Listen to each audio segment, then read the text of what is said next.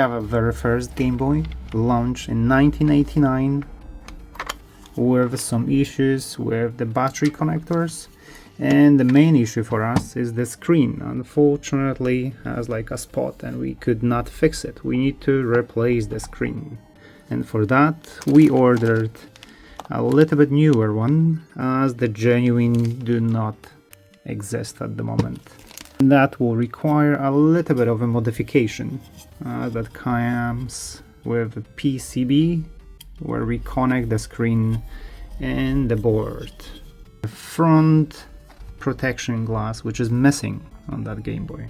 The first model was launched in 1989, 37 years ago, with 4 AA batteries with no backlight. Nintendo was considering and was aware of a backlight, but they decided to go without it just to save the energy. The battery life, it was around 15 to 20 hours. With a backlight it would require at least 2 extra batteries, would be way heavier, and the battery life would be way worse. But with next generation they did it. But at 1989, the very first one from Nintendo did not have a backlight. We'll start from opening it, removing 6 screws and 2 screws inside.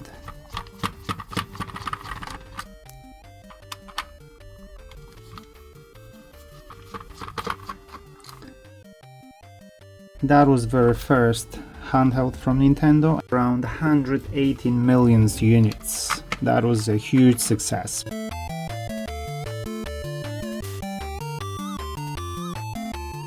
And that's the part we'll need to replace. Unfortunately, we could not repair a spot on a screen. We managed to repair all the lines, the whole screen is working. It was a very common issue. We managed to fix it, but we could not get rid of that spot.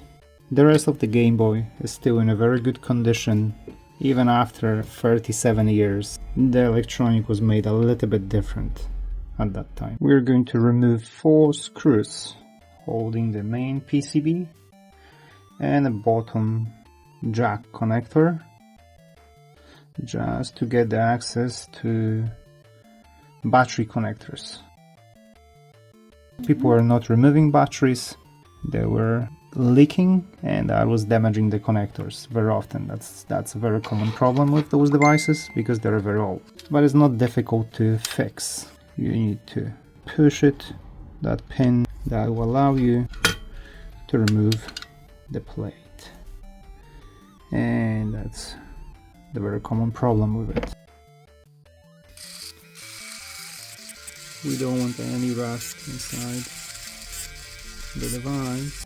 If you don't have a polishing pen or any tool like that, you can do it easily with a sandpaper. It will do exactly the same job. You don't have to do it perfectly. As long as there is a connection, it will do the job.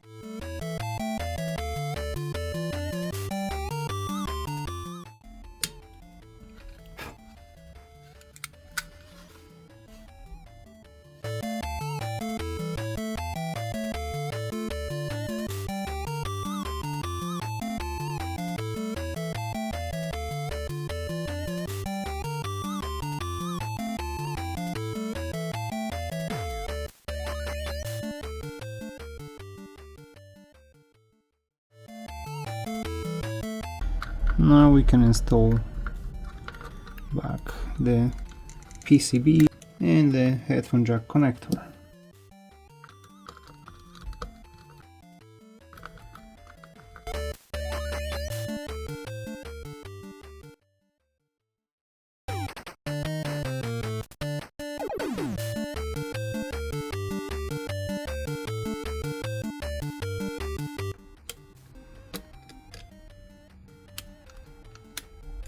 Now we can work on the display, which has a few screws we need to remove.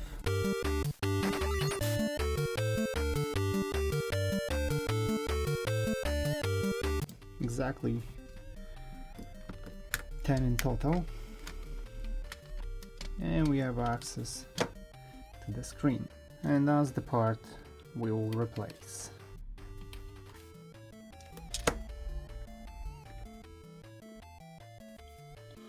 First we want to clean it a little bit after many years.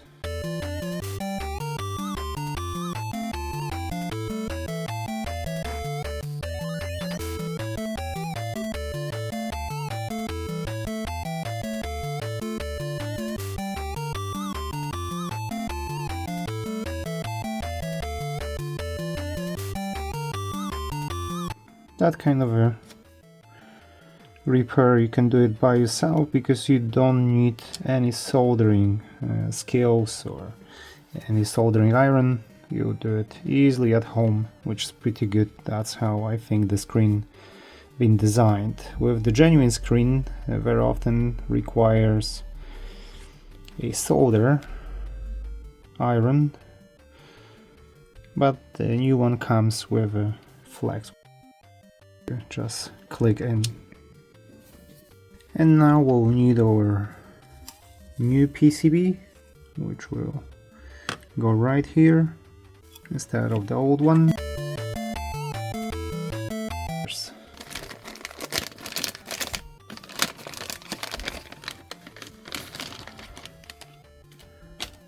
And that's the screen. You need to connect to it.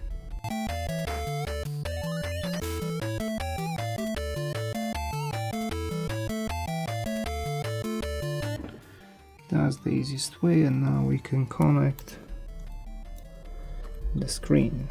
Make sure the connection goes straight, which is not the easiest on that kind of parts, as they never make anything straight. You need to do it by yourself. Now it's connected. We need to put back all 10 screws now. That will hold the screen and a new PCB.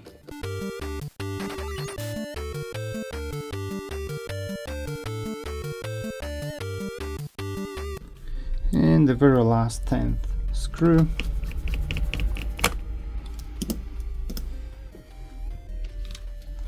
And the screen has been replaced. We're going to work on the glass.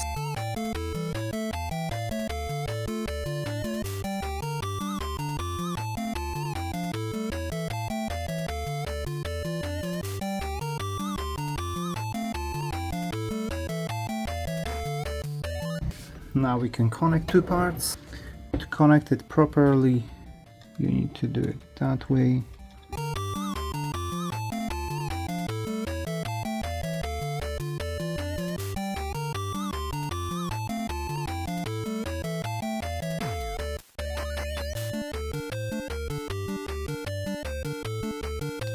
Okay, and now we need just 4 batteries.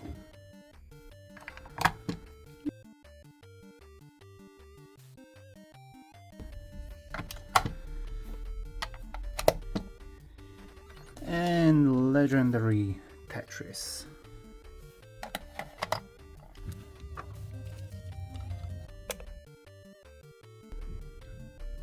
And it's working. That was the time when electronic was made to last, and it's something you cannot tell about new electronic.